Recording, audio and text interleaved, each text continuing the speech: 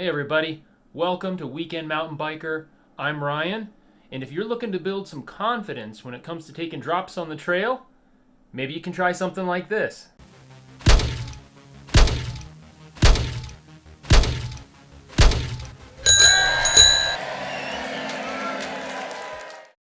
Working on some skills today.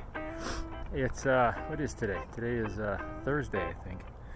Afternoon ride, and I ride Trail 100 in Central Phoenix a lot, like at least once a week, sometimes twice a week. I feel like I'm out here, and you know, some stuff it's almost impossible to ride, and then other stuff is ho-hum, but I'm always looking for things to make it a little bit new, and things that allow me to work on some of my skills. And lately I've been really working on drops. I want to build up my confidence to do different drops, different styles, high speed drops, low speed drops, because you go to different places and they have a different terrain, and the trail has a bunch of drops on it. And if you come from a trail like I do, which is all lava rock and rolly and skiddy, it's a totally different style of riding. So I've been working on it, and I finally found a spot that makes for a pretty good drop. I'll see if I can show it. You see the shadow line over there, and there's a fence. Well, right at the end of the fence, you get about a 36-inch vertical drop with like a little rollout that goes down about another foot.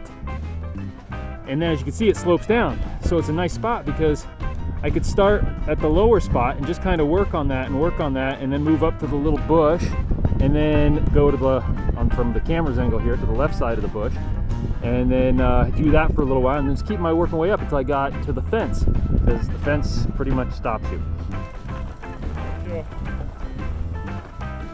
So the hill kind of sits at about this height. So it kind of crests a little bit, and at the bottom of the crest it's about this high.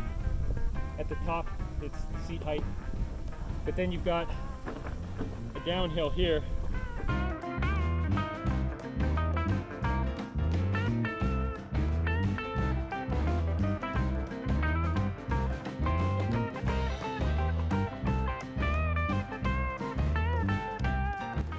As you can see, I've assumed the crouched position, and I'm even a little forward on the bike, which goes contrary to what you want to do, which is retreat from the edge that's coming up because you're worried about going over the handlebars, but you want to get a little forward on it. Then right before your front tire loses contact with the ground, you want to jump up and back slightly, kind of like a bunny hop away from the edge. This offloads your suspension, keeping that rear end from hanging up and kicking you over the front end.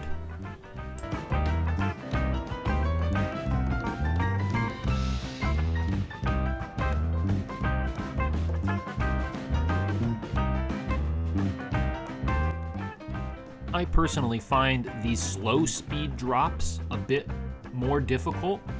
They require that manual skill, as if you're trying to do a manual style wheelie, to keep the front end up as you go over the hill. And I suck at doing manuals, so I'm working on it. But really it's the same principle, throwing your body weight back and offloading the suspension a little bit to keep that nose up. You just got to put a little more effort into it, I think.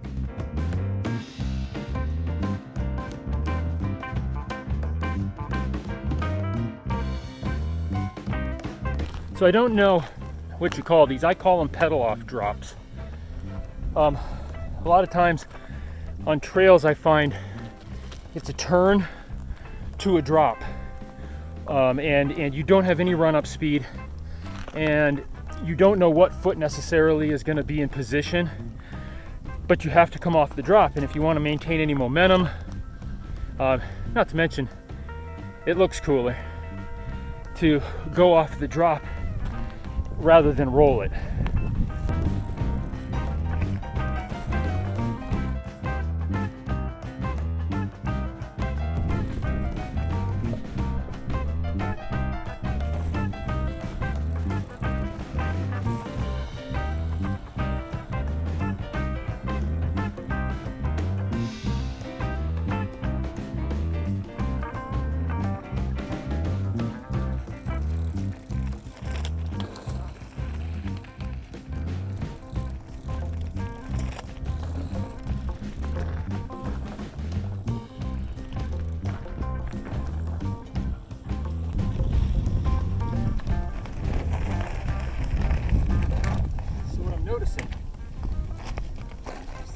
always more comfortable on one foot than the other for the pedal off.